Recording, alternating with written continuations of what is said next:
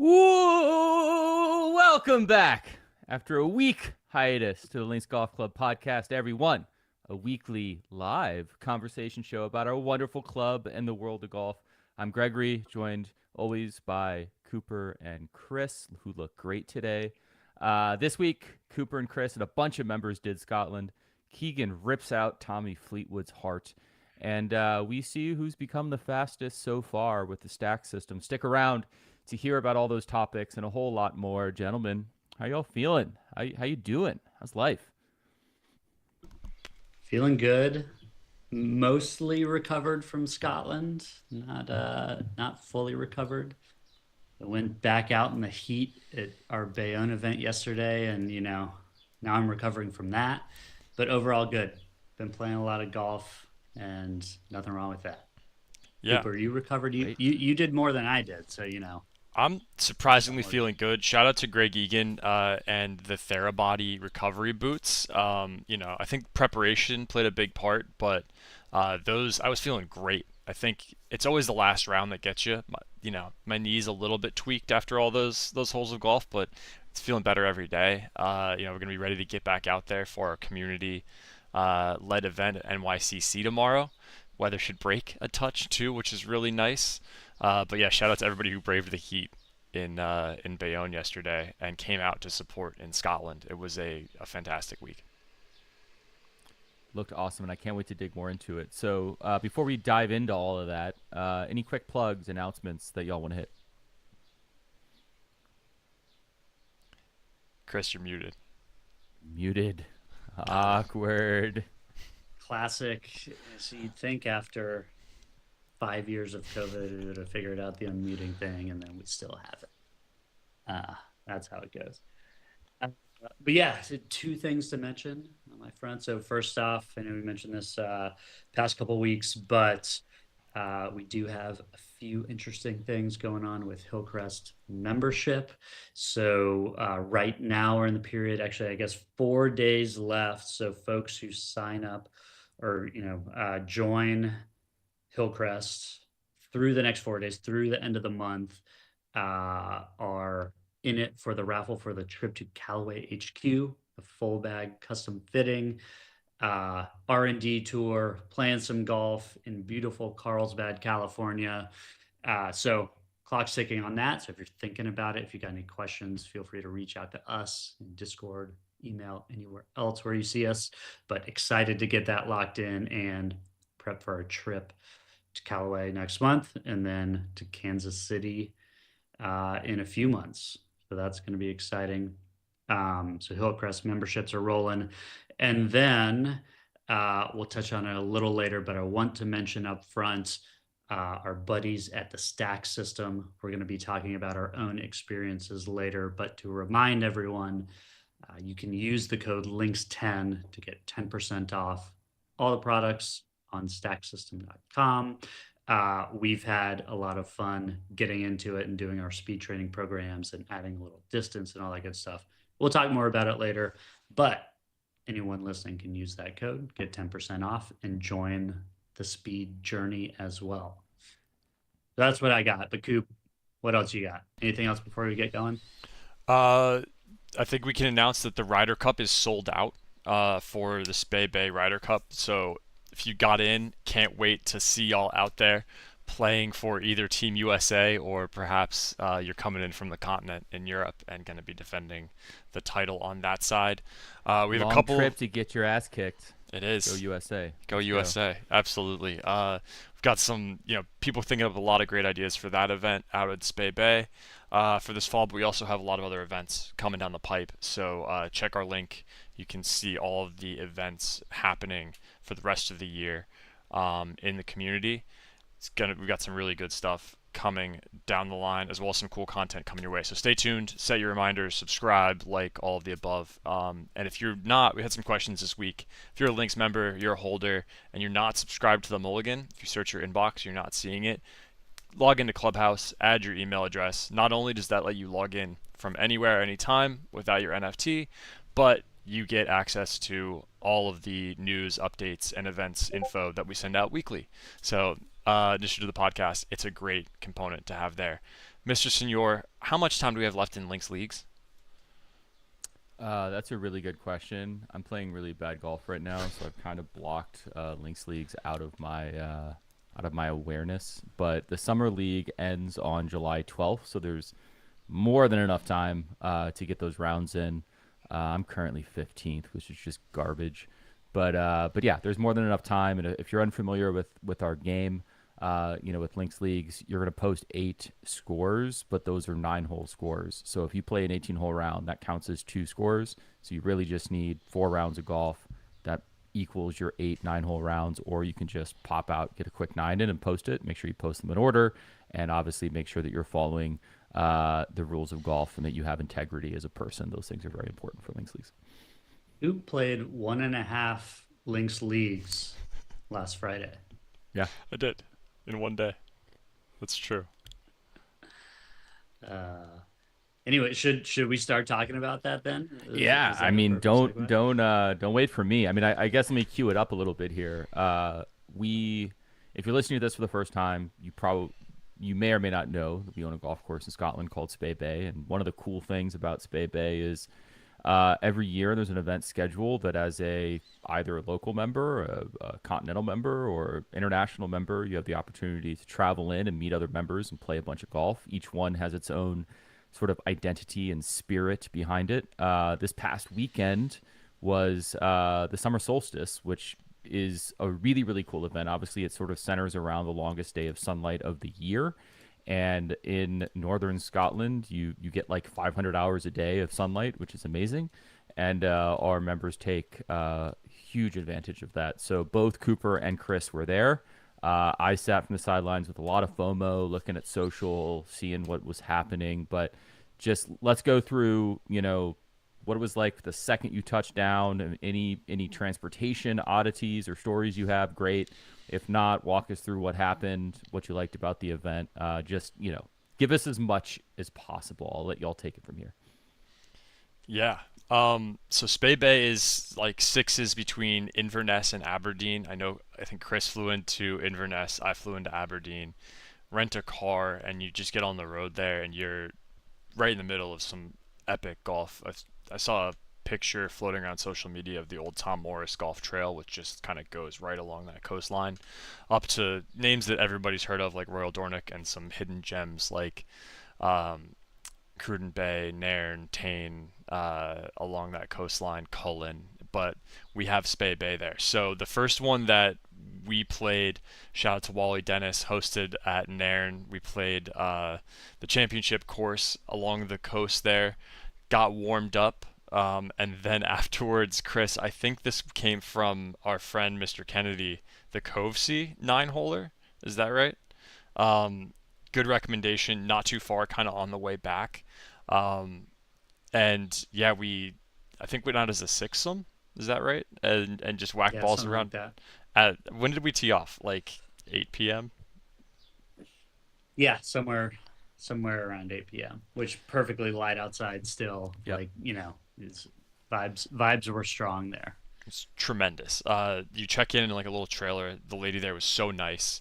Just run by a couple and their son, and we played some golf there, and then tried to get home. I think we probably got home like 11:30. Well, we should probably rest up for the solstice. But Chris was given a caffeinated beverage at like 4 p.m. at the Bothy at Nairn, unknowingly. So I don't think you got enough sleep before the solstice. Tried to wake up because tea time is 4 a.m. Sunrise was at like 4:11 a.m. So got like a little bit of breakfast, some Monster and OJ Koopmosa, and then got out there. I think probably one of the coolest parts, aside from just it's like super quiet and the sun's rising and it's just so cool at 4 a.m. We had a Links member there, a Spey Bay member, AKH Photography, who followed us around for the first couple of loops and took some incredible photos. I'll drop the link in chat to the Instagram page, but like these are some awesome shots of us out there golfing, of the course, and just kind of really captured the like energy and vibe of 5 a.m. golf in Scotland in the summer. Really fun to play 18 or 36 before breakfast, right? We got started pretty good. Looking at my Arcos here, tried to track everything on the first couple of loops. So my first round was an 80, and then I shot 75, 75, 77 for my 4 solo loops. So those were pretty much rocking. all personal bests at Spey Bay for me. If you saw the board from the member guest, I was DFL completely last, so it felt good to come out there. Sorry, Mom, that I didn't have those skills for our pairing for the member guest, but came out hot. I think it was just a really fun time. We paired off with different groups of members coming out and playing with me throughout the day, so not everybody who wasn't playing 100 holes could come out and still get some time in. Yeah, shout out Trees, I see you in the chat. Absolutely crushed it out there. But yeah, Chris, what were your impressions of getting up early, teeing off and getting started there? I'm going to pull up the AKH link and drop it in chat. Yeah, it was great. It's fun. So I did not play 100 holes, hand up.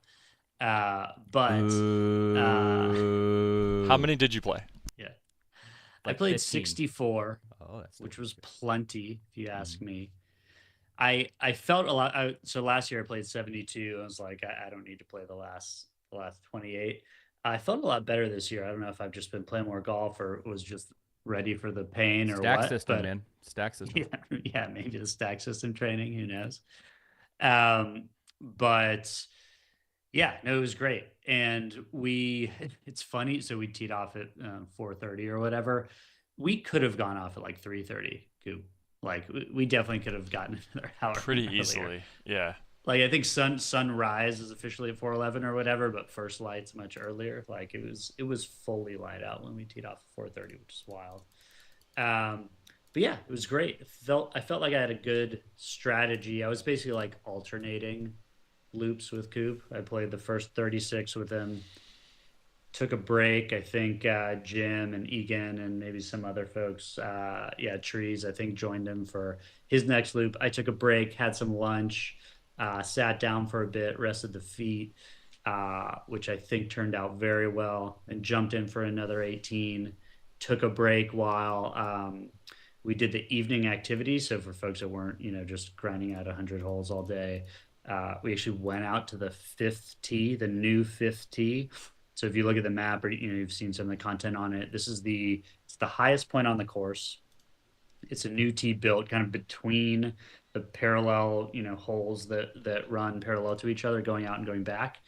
And it's an awesome spot. You could hit to 5 different greens from that one tee box.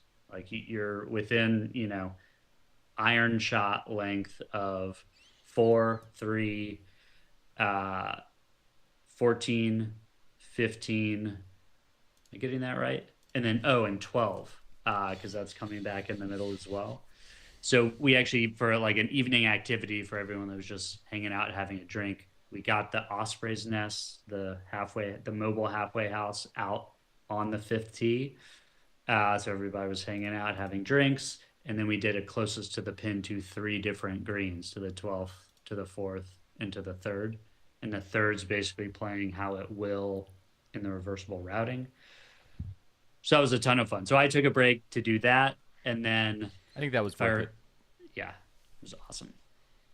And then Coop was, I think you finished 90 after that, and then I jumped in to accompany you on your last 10. We did a little 10-hole loop to finish it up.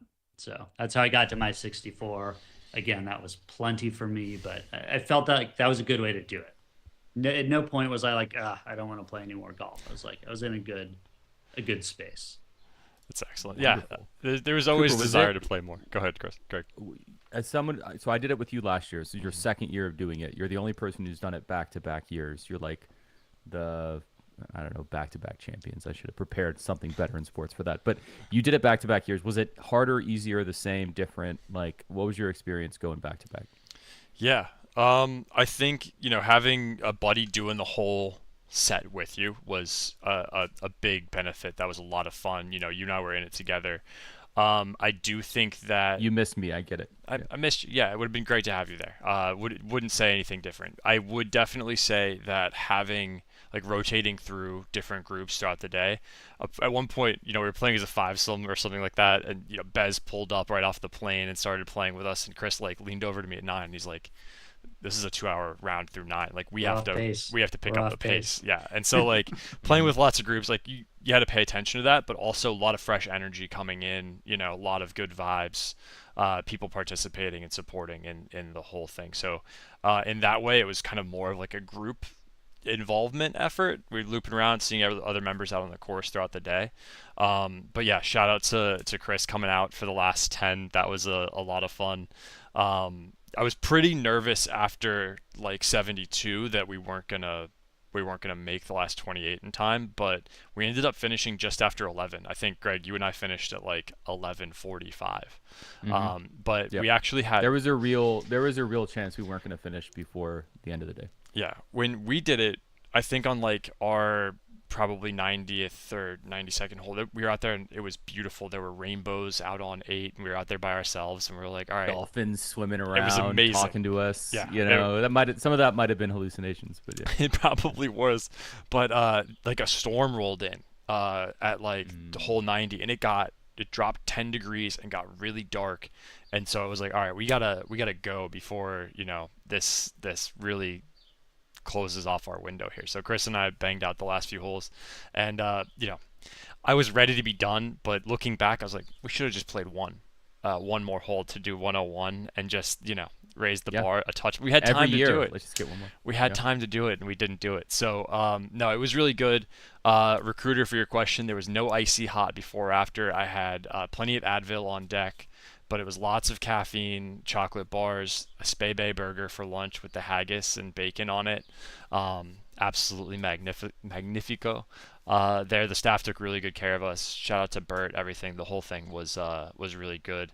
But yeah, definitely check out the photos on our Instagram and with AKH. That was really great. And book your trip for next year. It's a blast out there. Yeah, it's one of the coolest. I mean, we think a lot about like what makes Spey Bay special and how can it be different. I think like that event is probably like what I heard y'all already describe, and we're going to talk about some of the non-golf stuff too, which even adds to my argument here. But it does really differentiate it from how most people experience Scottish golf when they're traveling. Most people are going and trying to check courses off their list, and when you go to an event like this, you're spending a lot of time in one place. You're getting to know people, you're building relationships, and then you're getting to experience the course in a bunch of different ways, which is not something you typically get to do in Scotland unless you're a local. And so, like, Chris said, being able to pull our mobile Osprey Nest bar out onto a tee box and hit onto 3 to 5 different greens from one single place to, playing holes in different directions and playing holes with one club and coming and, going and meeting other people and playing with a bunch of different people. And it's such a special place. And obviously we're talking our own bag here, but if you haven't been out there, it's totally worth going because it's unlike any other Scottish golf experience because of the culture that we're building there. And one thing I'll also say is we will be putting together, I know Chris and Cooper and some others shot a bunch of content too. So we're going to try to get that out in the next couple of weeks so people can get a much better understanding of what it's like to be at the Solstice event, and also get some of the drama of Cooper trying to get to his 100 holes. But one of the cool things, guys, is it's not just golf, right? There's other stuff going on. What was the food like? Evenings, usually there's events. There's usually some special stuff going on. What else was on the programming this past weekend? Yeah, we already touched the welcome event, which was, semi-golf related out on the 5th tee. For folks that, didn't want to just grind it out. Plenty of people hanging out in the clubhouse that evening as well. But then, and we shouldn't ignore also the weekend competition too. And Coop, you can give the rundown on that maybe as well, because after playing a bunch on Friday, did a 2-day competition over the weekend with some awesome prizes as well. But we did have what I thought was a just amazing and very unique event on Saturday night. So after people played first day of competition, and some folks played, skins game in the afternoon and stuff at the course. We all went. Actually, Bert kept it as a surprise for everyone, so no one knew what they were getting into. But we went to have dinner along the River Spey, literally on the bank of the River Spey. And while I'm not a fly fisherman, it's not something I've ever done, but this is, as is described to us, this section. So first off, the River Spey is one of the best fly fishing spots. I think, specifically salmon fishing spots in the world. It's like you can see it on lists of like the best, fly fishing spots in the world. And then specifically this this section of river, which is just upstream from Spey Bay. It's part of the Gordon Castle land. Like when you go over there, you can stay at Gordon Castle or some of the cottages there if you want to, right up the road from us. But they, have this section of the river, and it's like, of the River Spey, this specific section is like the best. Bird described it as the Augusta National of fly fishing spots, right? Not only just being the best, but also I think the most exclusive, right? Like I think you said there's like a 3-year wait list to get in. You literally have to like rent out the castle in order to go fishing at the spot, and they have a bunch of regulars that come in every year and do it. So this is like hallowed ground for fly fishing, but we had the privilege of going, having dinner along the banks of the River Spey, and actually having a ghillie there, kind of an instructor teaching us how to spey cast, which is a specific type of cast for fly fishing that originated literally on this section of the River Spey, like however many hundreds of years ago. I don't know how long ago. And so, yeah, it was incredible. Obviously, we had the great summer solstice golden light out there. We were hanging out, having some drinks. We had food from the seafood bothy, which was delicious. And, we got out fly fishing. Jackson was wading in the river, and Trees was wading in the river and his waders, getting after it. I got some practice casts in for the first time. Ton of fun. We had a whiskey tasting there as well. Just like full on Scottish experience, right? Golf during the day, little fly fishing, drinking some whiskey. So it's hard to get better than that. So that was pretty special. Yeah, really, really cool spot. Apparently, the local members who were there, who live just a mile or two up the road from this spot, we've never been here. We've heard about it, but we've never been able to come out here. And it was super cool. The ghillie, the guide, is they're like gods in this area of Scotland.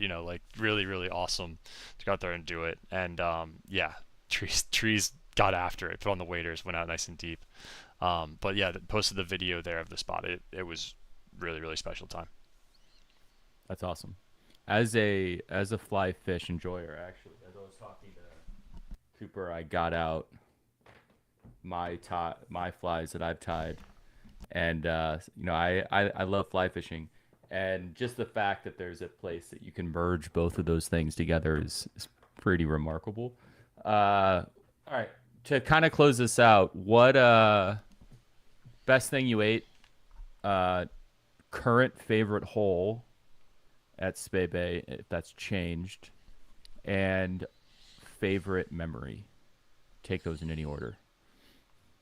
Cullen skink, absolutely goated. Just fantastic regional dish. Have to give a shout out to that. I will say that my least favorite, I lost more balls on the third tee box. Every single time I switched clubs, I went out there, I played the hole many, many times. I lost balls up the left side every time. So not a huge fan of the draw bias new third tee box, but the fifth is awesome from that high point up there. The fourth and fifth, that whole area is just incredible. What was the third question? Favorite memory.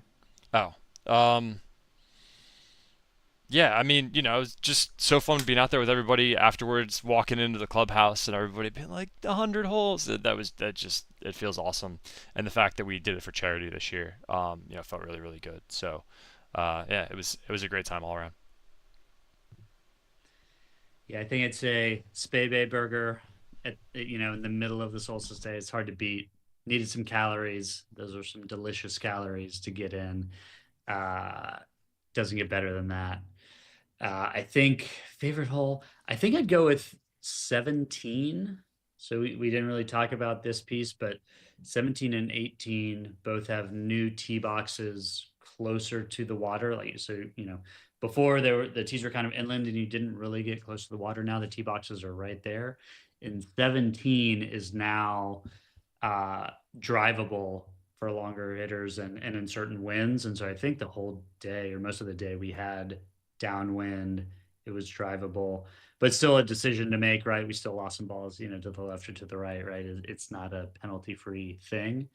Um, but so, short par fours, drivable par fours are a ton of fun. I think that one's shaping up really nicely. And we got to play it a bunch of times, so that was great. And best memory. A lot of options. I think I'd say the after party in the clubhouse post River Spey dinner and whiskey tasting. That was, that's always fun. There was some music and some dancing and some pool and some other drinks and other things.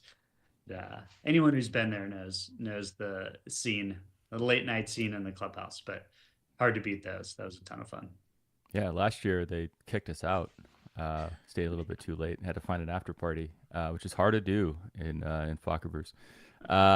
Cool. All right. Well, guys, thanks for walking through that. Sounded like a blast. If you haven't made it out to Spey, please do. And if you were there, definitely share if you haven't yet. The pictures you took, share those with Cooper, and we'll make sure that other people can see the bounty of how great that is. All right, so let's pivot into a little bit of professional golf stuff. There are some couple things that I want to talk about. Obviously, the foremost of my mind always is the Ryder Cup all the time.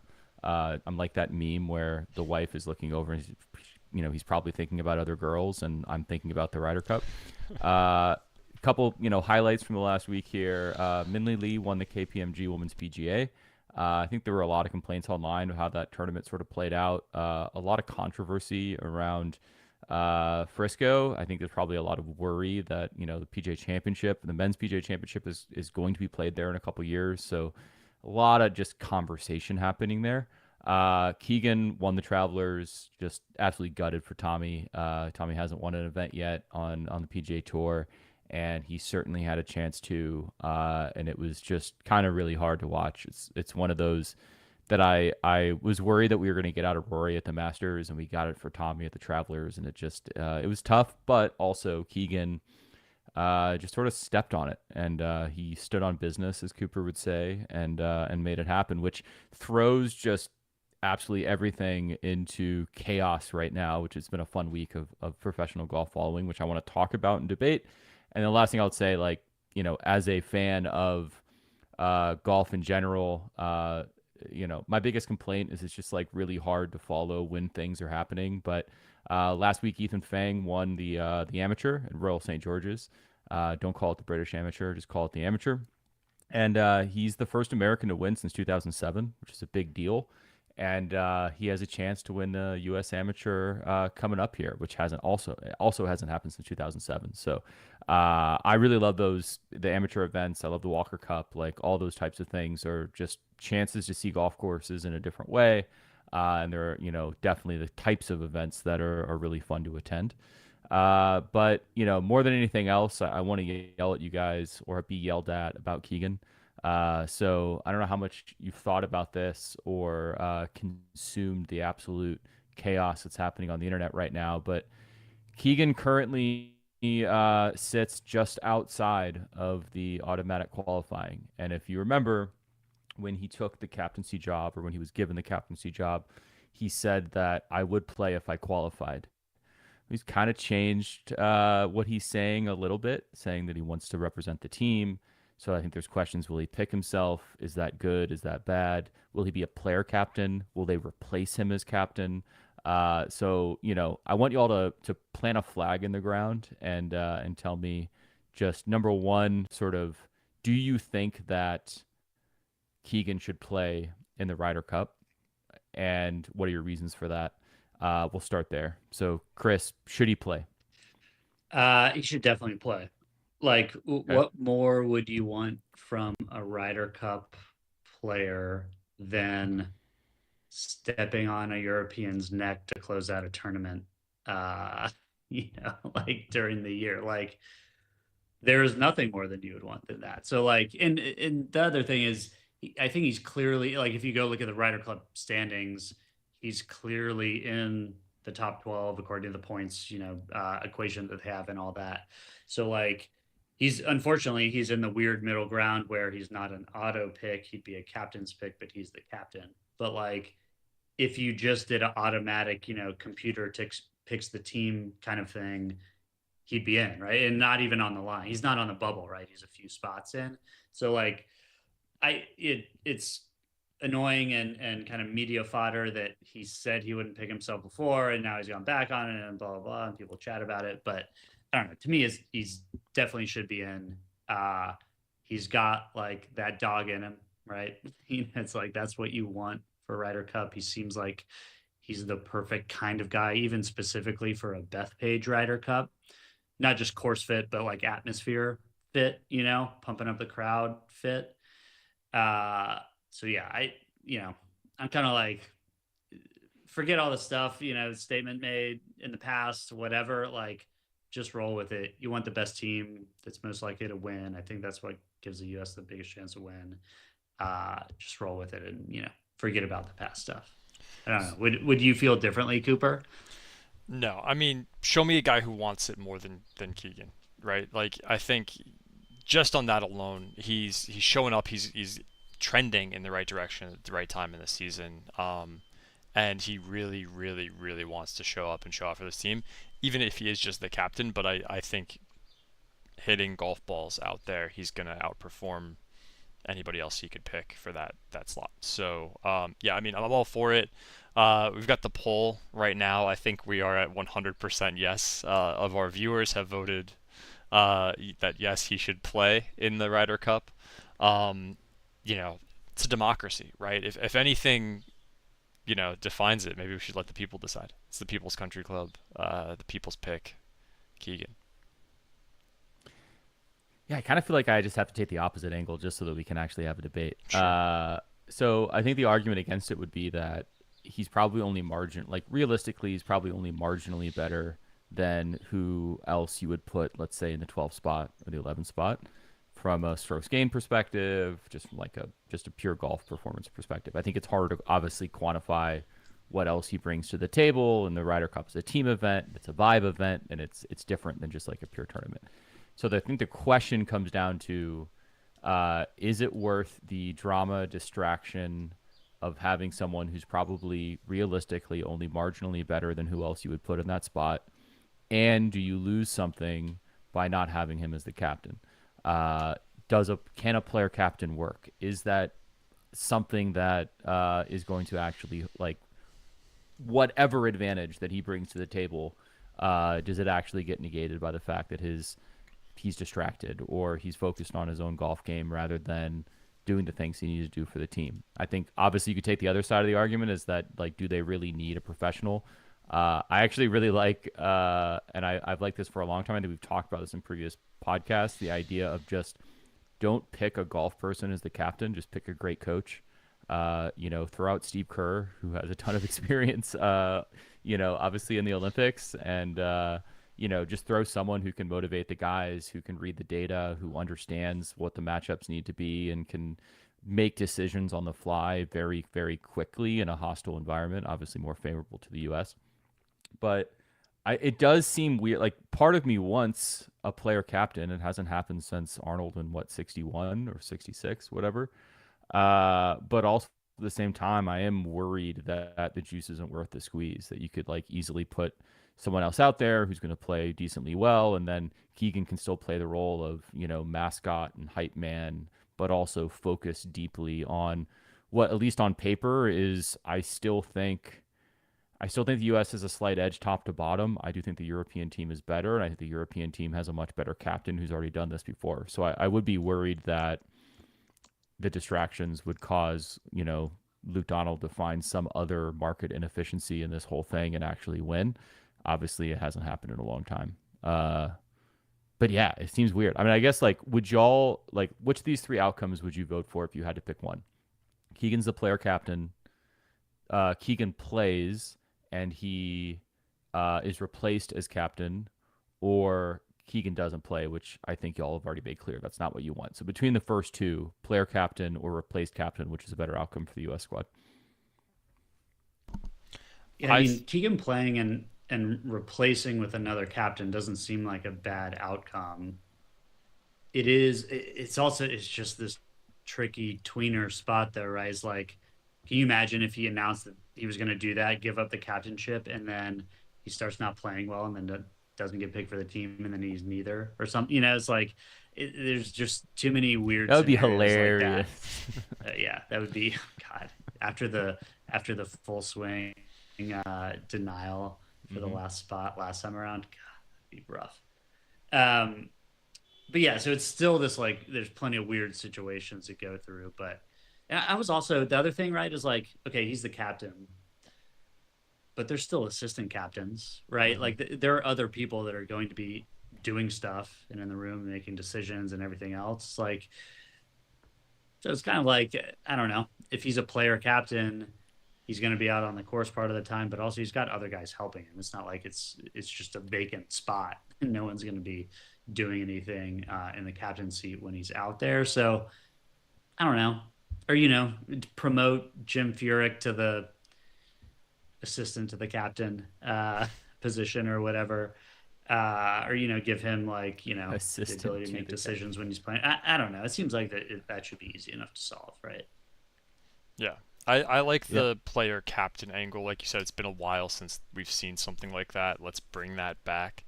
And yeah, fill up the assistant captain's room with, just legends, players, Furyk, Steve Kerr, whoever, just have them in there making decisions and supporting the team. But no, I don't think you should give it up overall. I saw a picture of Tiger Woods like being the captain with the earpiece in and everything. It's like maybe not yet, but someday. He looked good in that photo. He looked really fit in that photo. Did look good in that photo. Like the quarter zip that he had on was like tailored perfectly. It was great. I mean, I have zero confidence in the PGA of America leadership of the Ryder Cup team, and I have zero confidence in the direction of the Ryder Cup, U.S. Ryder Cup team. I think what I want to see is longer term thinking, which I think my hope was that, Keegan would be the captain here. We have the benefit of it being a home tournament, and you have to assume that the U.S. team wins, and if they don't, then it'll spur on a whole bunch of other stuff anyway, which honestly the U.S. leadership would then just overreact to. But then the hope is that then Keegan does a good job as captain and then becomes captain next or in 2 years in Europe at Deere Manor and has experience doing it, and by that point he likely won't be good enough to qualify or be selected for the team. My worry is that this all goes really badly and then we make a bunch of bad decisions that make it much harder to win in Europe, which is what I care about more than anything else. I would rather win in Europe and lose at Bethpage than win at Bethpage and lose at Europe again.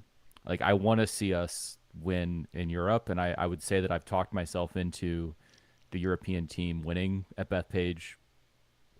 I would say I'm decently confident in that outcome. So I'd rather really focus and make sure that we're making the right decisions for 2 years from now rather than right now. Because I think if things go slightly poorly for Europe, then we should win, right? It's just like that should happen. And I don't want to over pivot for this. So put him as a playing captain, I think would be the most entertaining outcome. I don't know if that's the right outcome. Greg wants to tank for a high draft pick. Hell yeah! If we can tank for Victor Wembanyama, like it's great. Even though Spurs still suck. But yeah, I wish there was tanking. That'd be great. All right, well let's move on to Stack. We did some stuff when we first started working with Stack, and we did our baselines. We talked through the Stack system just to kind of contextualize what Stack is. Stack is a sort of a training methodology app and a set of tools for gaining speed, specifically swing speed, also obviously ball speed. And we've been using it now for almost 6 months, off and on. I got a little hurt at the end of last year and went off of it, so I'm a little bit behind. But just want to do a quick check-in. We've committed to being transparent in our progress or lack of progress here, so wanted to make sure that we took the time today to talk about it. I can start quickly. I've only done 12 sessions since I re-baselined. I think I'd done 4 or 5 before I got hurt. Me getting hurt was not a result of using the stack system, to be clear. It was for other reasons. But now that I'm like deeply committed, I'm doing it 3 times a week. And my baseline driver e-speed when I started was at 92, which was a little of a potentially wrong measurement, I would say. And it's now up to 116. But I think using my first session at 111 is probably a fairer comparison. So I'll use that. So I'm from 111 to 116 after 12 sessions, which, based on how they sort of project out what distance potential that would be, took me from 299 to 313. And my stack speed, which is a little bit different than the driver e-speed, my stack speed is currently 105. So I think, Chris, you'll probably talk about this, but if you look at the range, you've had many more sessions than I have, but you kind of, you see it up and down, and it's not linear, right? But it has been nice to see the last 2 specifically. I've set records on each session for each weight. To kind of explain more how it works, you put different weights on it, and you'll swing it, 95 grams, and you'll swing at 160 grams, and the app really nicely moves you through those protocols. But yesterday I did it, and it was awesome to see, like, yeah, personal record, next swing, personal record, next swing, personal record. So I definitely think that it's working. And the last thing I'll say is I've been surprised by the speed is actually probably better translated to irons. Is kind of my first like current reaction. I feel like I'm getting way better ball speed on my irons than I was before. And secondly, it has meant that I felt like I don't have to overswing with the driver. My cruising speed on the course has certainly gone up and given me confidence that I don't have to get after this. I'm still going to be able to hit at a decent distance. And I'm all in at this point after these 12 sessions. Yeah, that's awesome. I mean, yeah, 5 mile an hour swing speed jump. So that's like a 7 to 8 mile an hour ball speed jump. That's big, keep adding that. That's like, massive change of game. Very cool. So mine was a little, well, I guess similar, but different. So I started off, so I did 2 full sessions over the winter. I think I did the foundations session, like the kind of starter program when I started, and then I think the standard kind of speed training program that they have the second go around. So it was interesting. So those speeds you were quoting, Greg, those were the driver speeds, right? Like when you're doing driver full swings on a they were e-speed, driver e-speed. Because there's 2 different parts in the app, right? There's your stack speed and there's your driver e-speed. Okay, so the estimated, yeah. The number that I'm talking about was the e-speed, the estimated speed. Got it. Okay, so I'm going to give slightly different numbers. I'm going to share my actual driver swing speeds from the baseline tests. Where you actually, rather than swinging the stack, it's like they have you swing your gamer driver and measure that. So those are the numbers I have in front of me. But so the first program I did, I had an absolutely massive jump. So I went from 104 to 122. Bryson over here. It was like 18 miles an hour. Now I will say, like, full transparency, within that, I think like the 122, I think, is the fastest swing I had, not like my average, right? So that's like the maximum gain. And then the 104, I think you guys probably saw the same thing. It's like the first baseline session I did, the first time I ever used it. There's a little like learning curve, right? You're kind of like figuring out what you're doing, placing the radar, all those things. So perhaps that 104 is like, maybe it was a little higher, but still, even if you just look at the training sessions, like steady progression, huge jump. So that was, entering the, well into the, 300 yard plus range for the distance potential. So that was awesome. Now, I will say, so the second program I did, I progressed, but not nearly as much. So hit a little bit of a plateau. Saw a lot more of that, up and down, got faster, then regress a bit, got faster, got regressed throughout the program.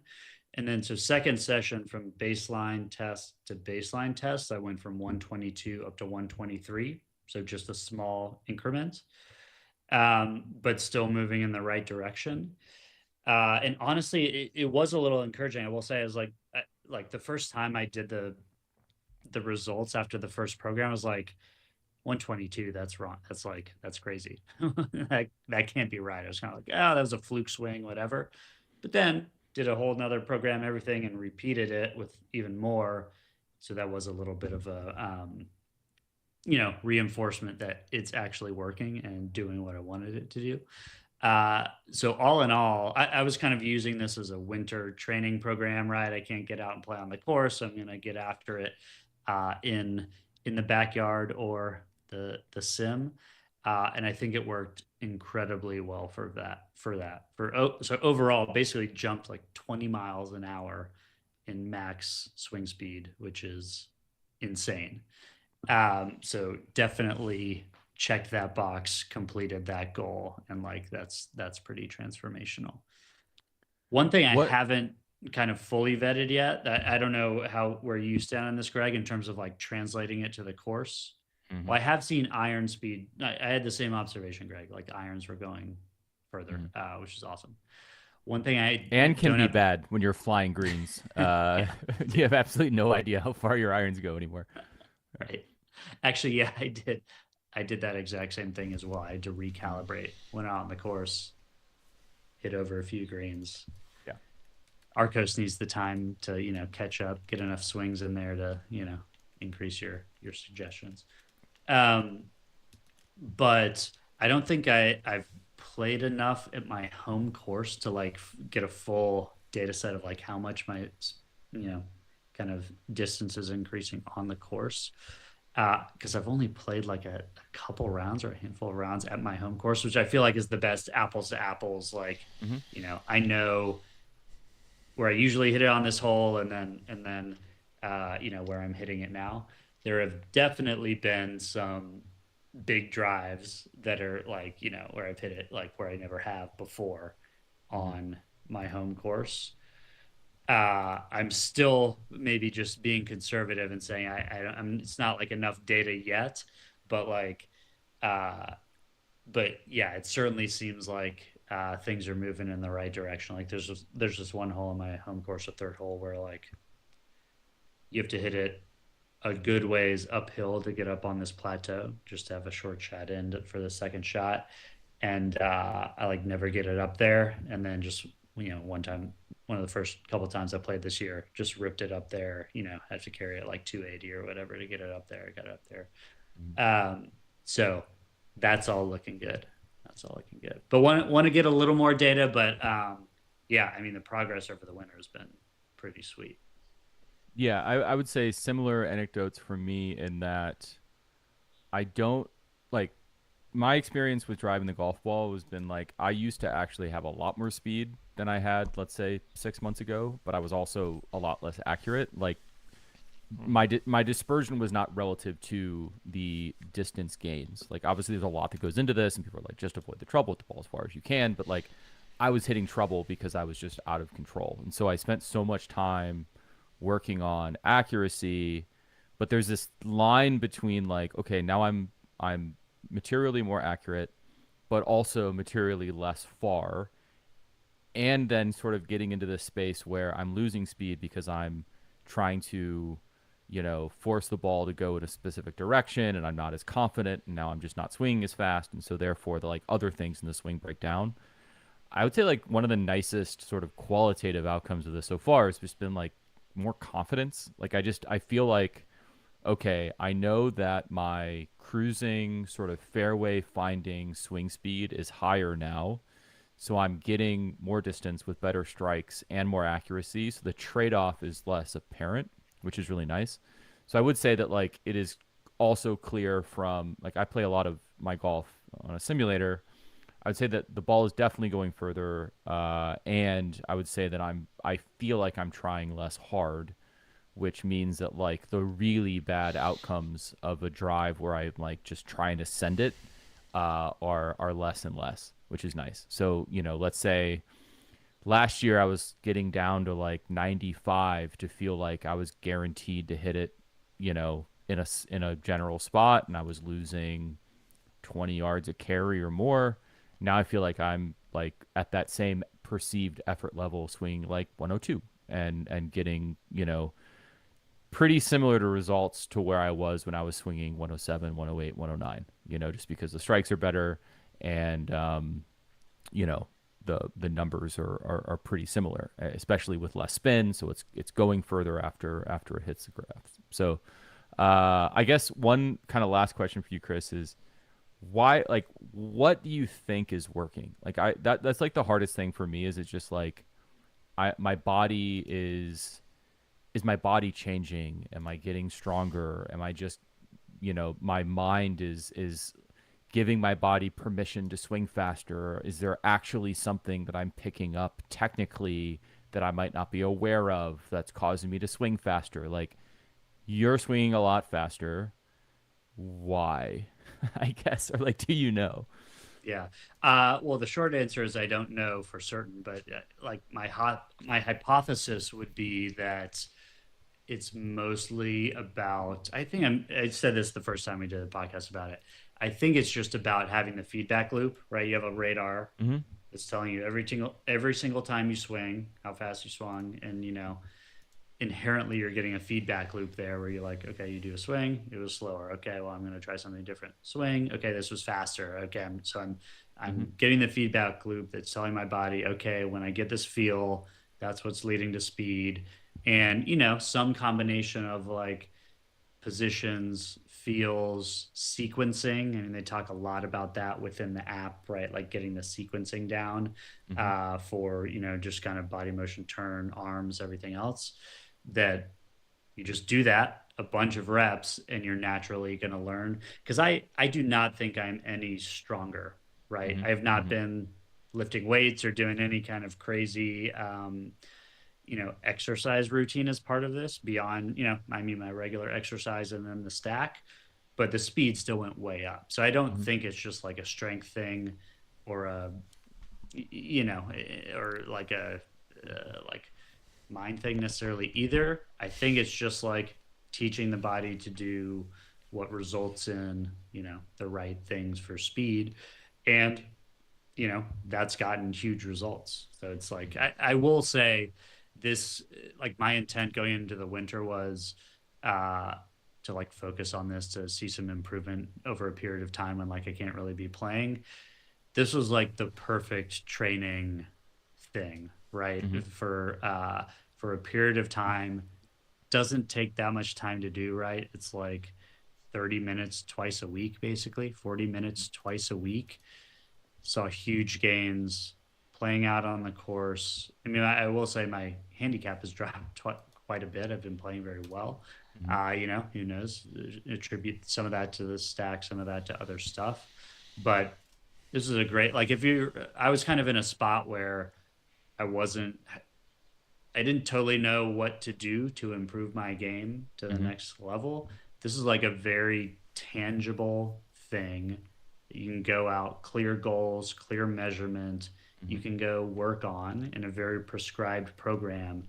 And like, you're going to see improvement, right? Like both of us saw huge improvement when we started. As long as you're getting into it and doing it consistently, you're going to see improvement, and more than likely it's going to improve your game, right, in some form or fashion. Even if you aren't swinging out of your shoes all the time, hitting at 300 every time off the tee, whatever, like, that was the goal for me this winter, and it definitely played out that way. So I'm super happy with that. And I think for me now, the question is just like, how do I keep it going? Like, am I going to keep just doing this on into the future in perpetuity? Keep it more right now. I'm kind of thinking I'll do less of it during the summer when I'm playing a lot of golf and keep it as a winter training tune-up thing, but I haven't fully figured that piece out yet. But really happy with what happened this past winter for sure. Sweet. Yeah, I think like the habits that are easiest to create are ones that are rooted in simplicity. And I think like just the fact that as long as you go do it, there's nothing else to think about, right? So the only thing you have to think about is getting in your car or going out to your backyard and finding the time to do it. Once you've reached that threshold, you're turning on your radar, you're opening up the app, you're pushing a button, and then you're spending 20 minutes just following directions. It couldn't be any easier. You don't have to think about it. I mean, I think the fact that you and I have been doing it off and on, I guess for me, but let's say 6 months our experience with Stack, and we still really have no idea how it's working. Sounds a little weird, but also is part of the magic because I don't really care how it's working. I just care that it's working right now. And so the app is really easy to follow. The program is really easy to do. And I've yet to talk to anyone that hasn't seen an improvement. And even if they hit a plateau eventually, that happens with anything. That would happen with weightlifting. That would happen with running. That would happen with competitive eating. Like whatever you're trying to do, you're going to hit plateaus with progress. So it's I can't recommend it more highly. And again, kind of to point out what Chris and I have said is it's not just about like now you're swinging as hard as possible and as fast as possible and everything else. It gives you more confidence that your comfortable on course swing is going to be faster than it was before. And that translates to a lot more commitment, at least for me, which is really important, right? I pick a target, I swing my swing, and I know that it's going to go roughly there, and I know that it's going to go a little bit further than it was a couple months ago. So, cool. I should also say before we leave this section, well, first off, reminder, links 10 to get 10% off of any of the Stack System products, which, are all the things that we've been using to do the programs here. But in addition to that, I should have said this up front, we have a new increased discount for Links members. So we aren't going to say that on the show here, which anyone can watch on YouTube and anywhere you get your podcasts. But if you are a LinksDAO member, go to the clubhouse.links.golf, log in, go to the benefits section, find the Stack System. You can see your 20% off discount and link and code and all that stuff. So little special extra for Links members, which we love to see if you're feeling inspired after hearing us chat about all our gains here. And then lastly, I have to ask while we're here, because we've been doing most of the talking, Greg, Poop, where are you at? We've got to have full transparency. Where are you at on the stack? Have you thrown any more stacks through drop ceilings? How are we looking on that front? No more acoustic tiles have been harmed in the making of my golf swing. We're doing well. I have done 10 stack sessions since getting it, and my distance potential, you guys had a bunch of stuff. My distance potential went from, like 284 to 307 just in those sections. Mm-hmm. Speed from 96 to 103, the E speed, 106 to 113, definitely helped a lot. I was focusing it, like you said, Chris, more in the winter. But now that I'm working a lot more, I'm like you mentioned, it's all about mechanics and how we're swinging, and it does give you that feedback. Now that I'm working on a different move and trying to avoid my early extension, combining some filming of my swing with the radar and actually seeing the speed result, saying, okay, did I do the right motion there that I wanted to do? Did it result in the right speed? Kind of synthesizing these two elements of what I've been trying to change. I think it's going to be a huge unlock. But combination of the stack system and just filming my own swing and kind of looking at it has dropped me down to a 6.8 this year when, I was like a 12 last year. So, sweet. Like you said, if you can measure it, you can improve it. That's the key for, I think, moving forward. Awesome. And yeah, wear a glove with those weighted stack systems, especially if you're indoors. And get insurance. Yeah. And you're gonna break your make car, friends at your local gym. break a window. Yeah, don't do that. Cool. Well, we're going to get out here in a second, but just a couple other stories to touch on. We don't have to talk about all of these, but there's one that really kind of came across my radar. Kyle Porter had a tweet a couple days ago that Kyle Kokonos set the world record for the most holes played in 24 hours at 421. So Cooper, you mentioned going up by one. I think next year we might have to go up more than that. I think we should be approaching, 421. I think he there's I'll put in the show notes. There's some stories about this, but it happened down in Houston. He was booking it, and that's a lot of holes. So shout out to Kyle. And I think we have something to do. Cooper, I'm not going to ask you to commit to 422 next year, but let's see what more we can do. Another little thing came across. What did you say? The bar has been set. Absolutely. Yeah. Gauntlet thrown. It's a bit down. shorter of a course than Spey Bay, but not to throw shade, I think is a great accomplishment. I'd love to go down there. Sounds like you are. I'd love to go down there and give it a shot. Give it a shot on that course. Stolen valor on Kyle's part. Another cool sort of just some golf architecture news. Old Barnwell is going to be opening a second course, which is really exciting. Brian Schneider and Blake Conant are going to be working on that. I'll put the link to the Friday article about that in the show notes. Also found just like what seemingly is just like the most ideal mini golf course I've ever seen in my entire life. St. Paul, Minnesota. I guess I'd never really conceptualized a mini golf course not looking like, AstroTurf and windmills and everything else. Have y'all ever seen a mini golf course at a club you visited? Because I kind of feel like I want more of these to exist, but I might be in like a pretty silent minority there. I've seen putting courses, Mm-hmm.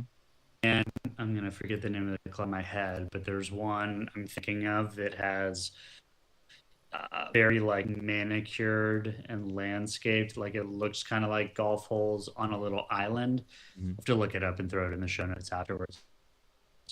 But nothing that's this, which is more, if I'm reading this correctly, more like indoor, a lot more like.